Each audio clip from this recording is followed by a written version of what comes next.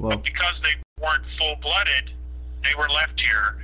And many were left with technology. They were left in places of power. They were told to control, et cetera, et cetera, et cetera. Many of them look like us. yeah. But they're not really us. We are going to be introduced to the demigods. They are going to declare themselves our rulers. They're going to declare themselves our creators. All this stuff. We need to know who they are. And the whole purpose of these events that are coming up between now and July, and I hate giving dates because so many of them don't happen. But you know, everything today is event based. I don't think they're set on dates. Mm-hmm. It's about events that occur. But anyway, that's what he said. So I'm putting it out there. The purpose of empowering us is so that we will not worship these beings. Okay. They don't deserve our worship. Okay? We have the same capabilities, the same potentialities as they do. All right? Yeah. We just don't believe it because we've been so suppressed with religions and told we're sinners, we're bad, we're this, we're that, we're losers, you know? And then they have us warring and fighting with each other. And then they've created religions so that we would continuously go to war with each other and hate each other. I mean, it's just been amazing. Yeah. To be able to step out of this and to see how deep it goes. Well, it's all coming to the surface, and apparently this is the year. This is the year for this all to happen. So what you're telling to me is that they are going to set up the new world order? I mean... Yes, Barney said that it would be around for at least 8 months. Wow. Okay? Does it's coming. It is coming. Does it has to be with does it has a relation with the Iran with the Iran threat that they are trying to spread on the news and that crap? Apparently this is all being manipulated. Okay. We're being led down a path.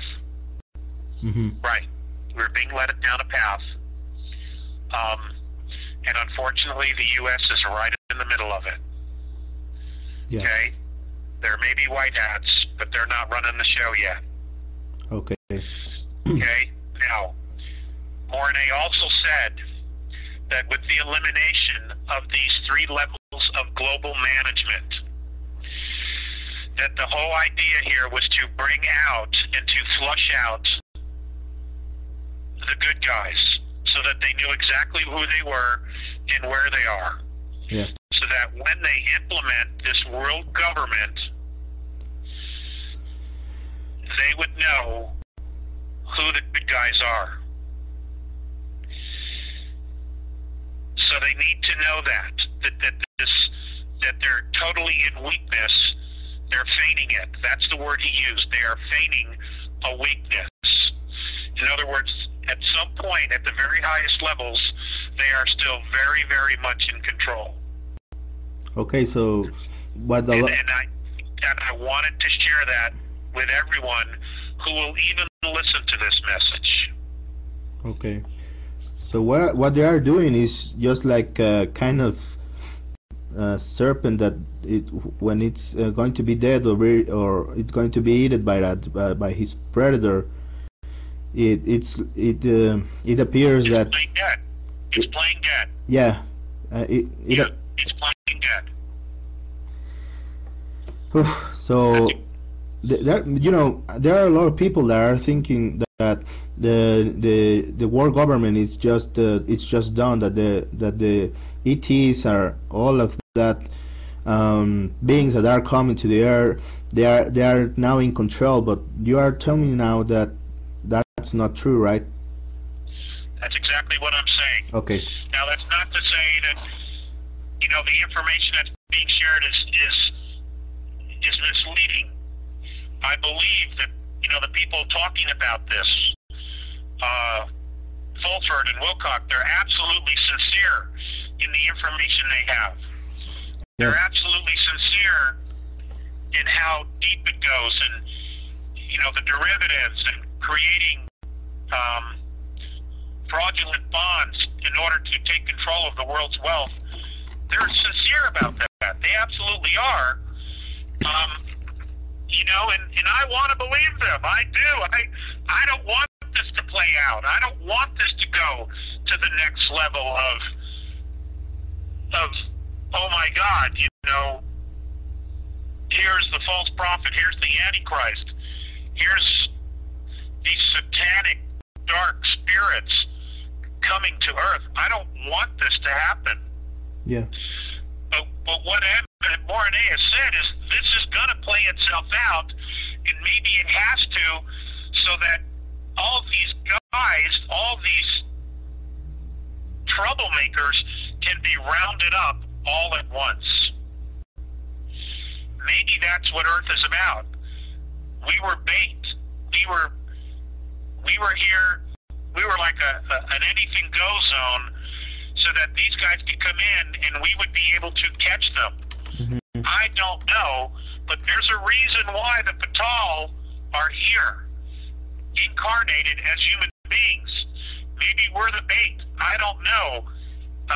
I suspect that that's true, but there's a much bigger agenda, and it could be that this negativity is going to be captured and rounded up once and for all here, so that it is no longer a menace to our galaxy. Okay. That's what I suspect. Ooh, so there are a lot of things that are going to be happening on this next 5 months, right? Yeah, well, between now and the end of the year, I guess. But the guys on the broadcast, the interview that I shared with you on YouTube, Steve Quayle and Tom Horn, they're of the perspective that this is going to go to 2016. That's their perspective. I don't know. I hope not. Oh. But the point is, we have to gather the information, and then we have to intuitively go within, connect to God ourselves, spirit, okay, and figure out what feels right. We all have to do that. Yeah. And again, I want to say to everyone, regardless of your philosophical or religious beliefs, you absolutely have a connection to God yourself. You do. Whatever name you give that, whatever you call it, you have a connection to God yourself. And it is more important than ever to totally correct to that source. Now, it is, you have to. I mean, I have to try to get guidance because, I so don't ever want to walk this path again. Yeah. I've taken a lot. It's hurt. I've been really, really hurt and wounded with betrayal this lifetime. Betrayal has been, and loss has been a huge part of my journey this lifetime. And I don't want to do this again. So, having gotten into that and shared the new information, let's talk about the accusations. Back in the day when I worked for the Internal Revenue Service, I was a tax collector, a revenue officer. That's what I was supposed to do, to collect taxes. I shut down businesses. I threw people out of work. It's a very, very tough job because, number one, you're always dealing with a negative, and there's no question you're creating a lot of karma. Okay, it sucked, quite frankly. Yeah. And you don't have many friends outside of the service because, who wants to hang out with an IRS agent? Okay? Nobody. And so there was a time where I decided that I wanted to help defend people from IRS. Mm-hmm. My dad had a situation back in upstate New York with Internal Revenue, and my dad he's deceased now. He died in '98. He's a really good man. You know, but like all of us, he had his stuff to work on as well. But he was a really good man, and he worked really, really hard. He had a huge family to support, a lot of children, and he was doing the very best he could. And he got into some trouble with IRS, and right off the bat, they treated him like a criminal. And I got really pissed off. So a lot of that had to do with how they treated my dad. So I went to the other side of the table. Okay. Now, I want you to be aware of the fact that this was back in 1985. Mm-hmm. I was the first revenue officer, tax collector, to literally go to the other side of the fence and help represent people in front of IRS collections in Los Angeles. Okay? I was the first one to do it. Yeah. And I was a tax collection consultant. And what I did was I went door to door to law firms, CPA firms, tax accounting firms, PA firms to offer consulting, how to deal with IRS collections. Because you can't go to school for that. The only guys who know really how to do it are revenue officers, because they're the ones given the training. So what I did was I started doing lectures, teaching law firms, accounting firms, how IRS collections does it. Mm-hmm. Well, they hated me. IRS, the LA district, the senior management of IRS district in Los Angeles hated me for doing this because I was pulling back the veil. I was showing people, here's how you can defend yourself. Here's how they gather information. Here's how they find it. Here's what a revenue officer's caseload looks like. Here's what he does. Here's how he gets your attention, et cetera, et cetera, et cetera. And they did not like me. So, you know, I was exposing the fear tactics and the mind control that they use. You know, you notice how between February and April 15th, you hear about all these big names getting busted and getting arrested. You know, they do that on purpose to scare the crap out of you. Yeah. Okay? You know, I'm not going to get into the actual legality of IRS, the tax law, other than to say it was not properly ratified in the House of Representatives. It was not. Mm-hmm. But that's for somebody else to deal with. I hit a lot of brick walls, you know, standing up for the underdog. So, to address the current accusations against me,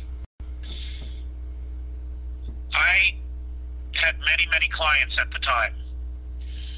At the time that I got into trouble with IRS, I had at least 10 or 11 things going on with clients. Yeah.